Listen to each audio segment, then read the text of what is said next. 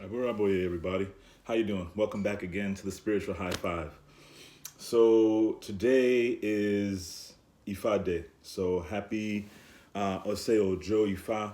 Ose is week, Ojo is day. So when you hear people say stuff like that, or Odun is year, if you hear people say those things, you know that's what they're talking about. Just how we calculate time, on that level. So today is Ifa Day. What a wonderful day it is. Again, just finished doing my workout. I pretty much, as I'm done, I come in here and get rocking and rolling because I really want to get this done. And to you all, while everything is still very fresh in my mind.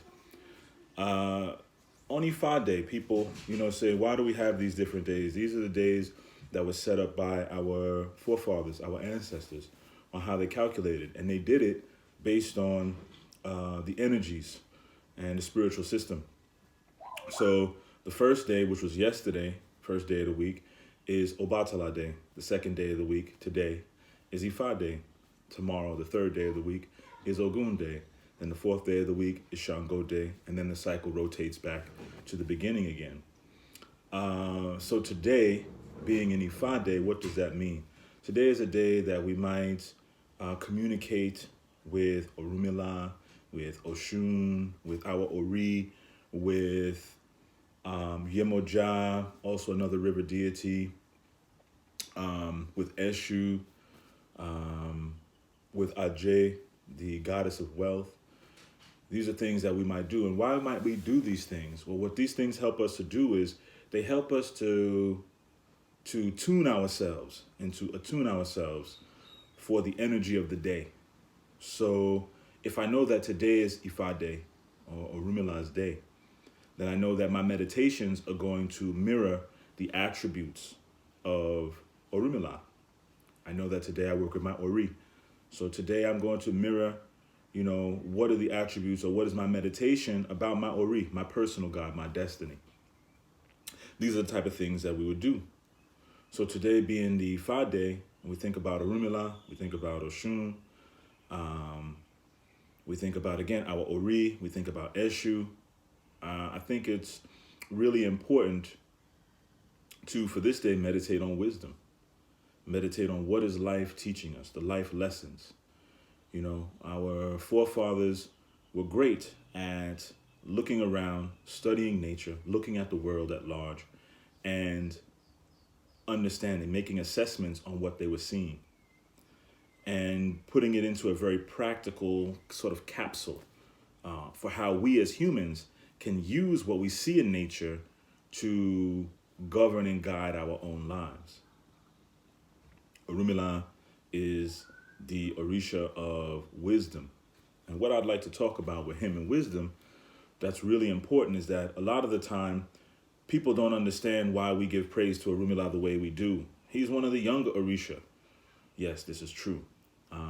He was also the one, though, that Olodumare gave the ability to see and be privy to Olodumare creating time, space, infinity, everything that is and everything that isn't.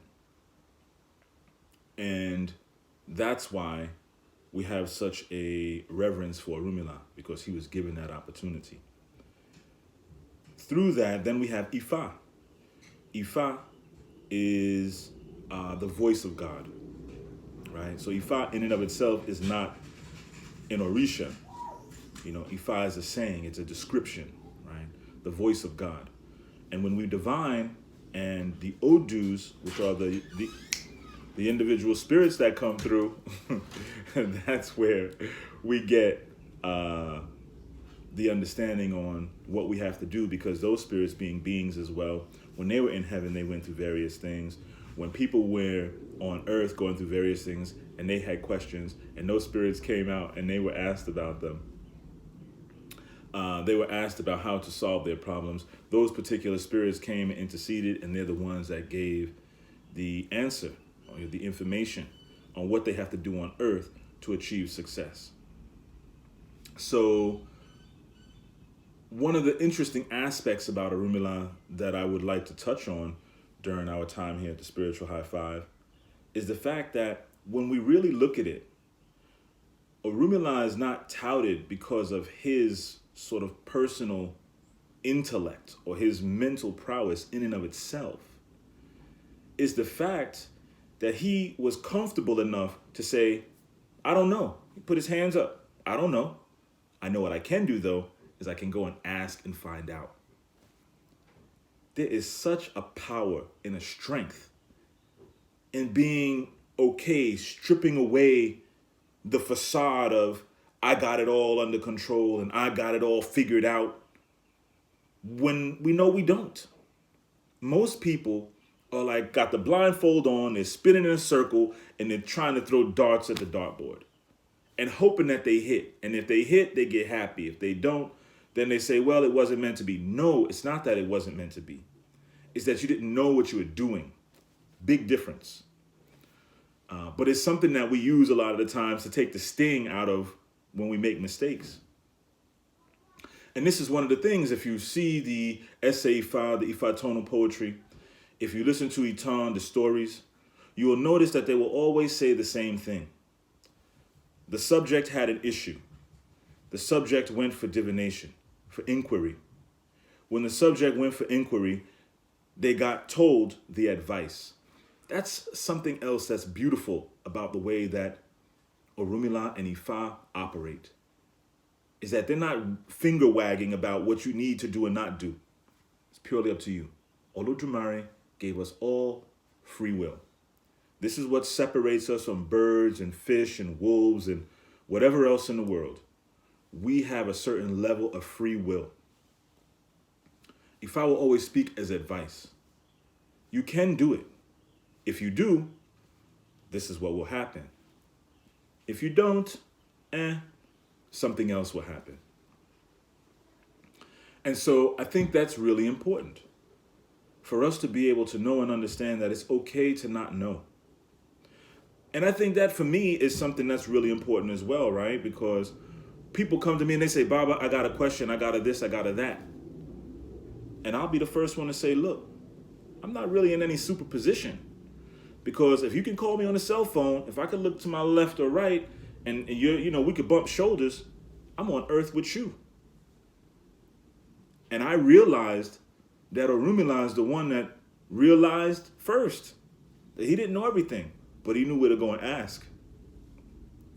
And so on this Ifa day, I would really like for us to understand that it is okay to not know. It is okay to not know what we want our career to be. It's okay to not know what we like all the time in a partner.